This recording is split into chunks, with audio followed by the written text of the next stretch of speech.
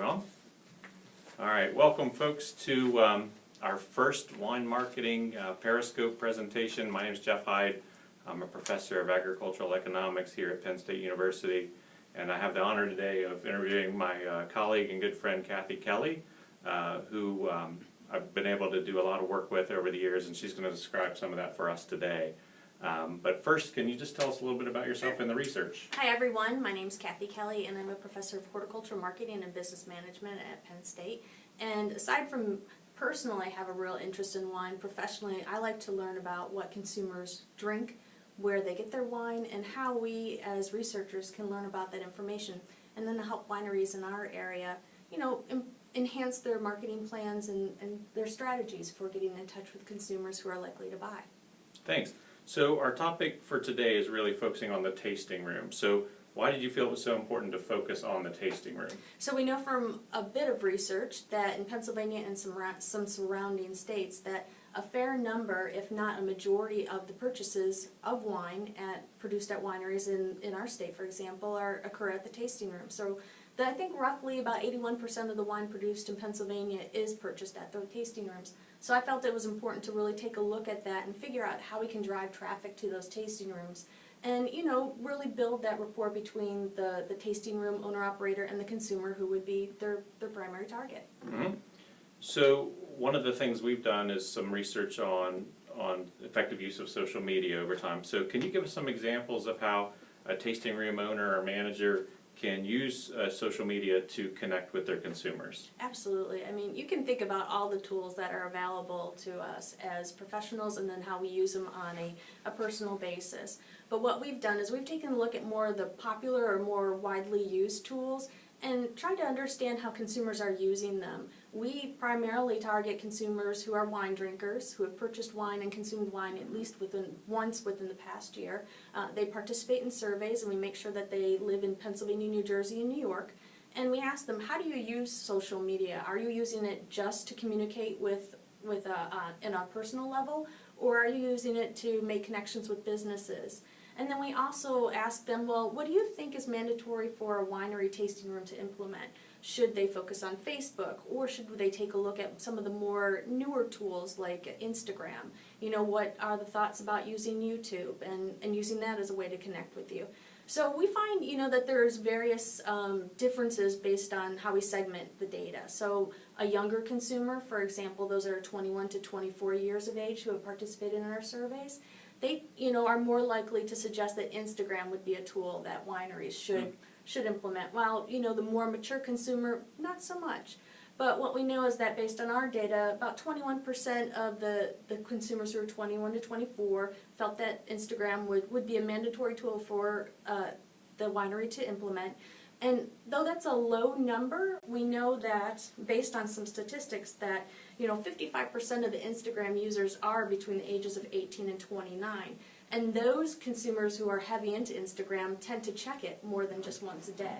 So it's, we need to know first what tools consumers are using to communicate and to work with businesses. And we also need to know, what consumer groups are likely to use them, because we just wouldn't want to, even though this is an exciting tool, we wouldn't necessarily want a winery to just focus on Instagram.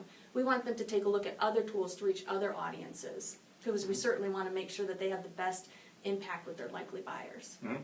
So in addition to being able to get onto the winery or in the wine tasting room to get the wine, talk about some activities or events that those tasting rooms might use to attract consumers in. Yeah. And I think that's very important. When we talk about retail and we talk about attracting consumers, we try to focus on how do we get somebody to come to the tasting room or other facility frequently. We certainly don't want somebody to just visit once and then not frequent again. So using events and activities to bring them to the tasting room is something that could be a great benefit to our wineries.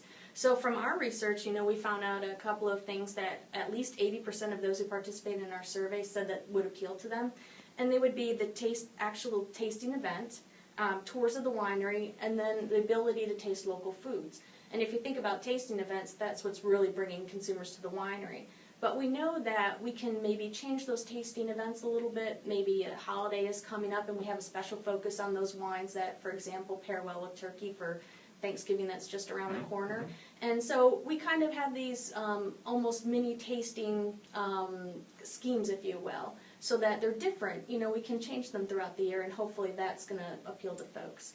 You know, we also have the ability to do tours at the winery, and maybe we want to take those longer tours that we tend to offer that show the whole operation and chunk them up into pieces and offer them scattered throughout the year, so that somebody might come for just a half an hour tour of the vineyard and followed by a tasting, and then offer something else a few months down the line to bring them back into the facility. And with that, you know, the ability and for them to want to be able to taste local foods, what a great way to cross-promote with a local, you know, food vendor or restaurant, you know, bringing them to the winery, having them provide some great options that pair well with wines.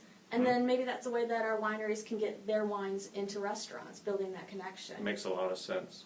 So you've talked about activities and events, and you've talked about social media tools, and in those descriptions you've talked about targeting certain consumers. So with all those tools at a winery tasting room owner or manager's disposal, you know, how do they make some decisions about the tools that might work best for them? Yeah.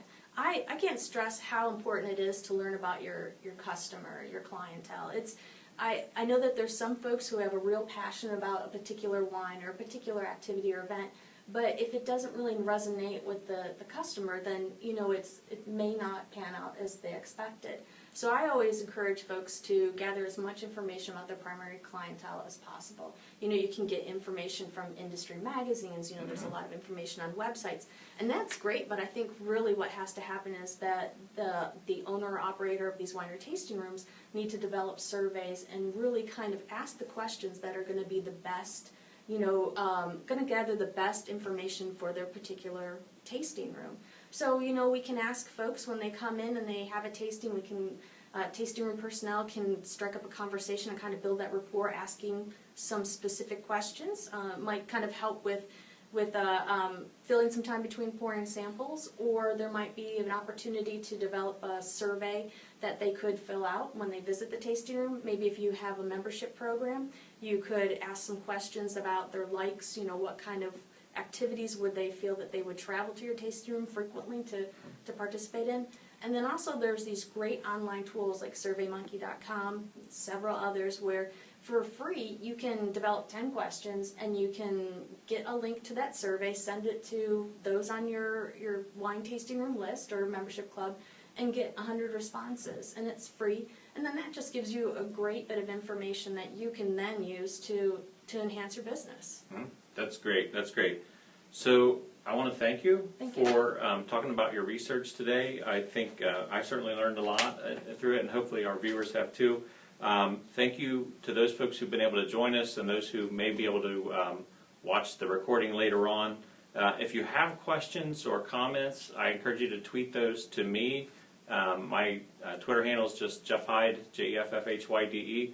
If you want to email them to me, it's Jeff Hyde, again, JEFFHYDE @psu.edu, and I'll make sure they make their way to Kathy, and we'll get responses to you in that case. So with that, we're going to sign off on our first Periscope on wine marketing, and maybe we'll do it again.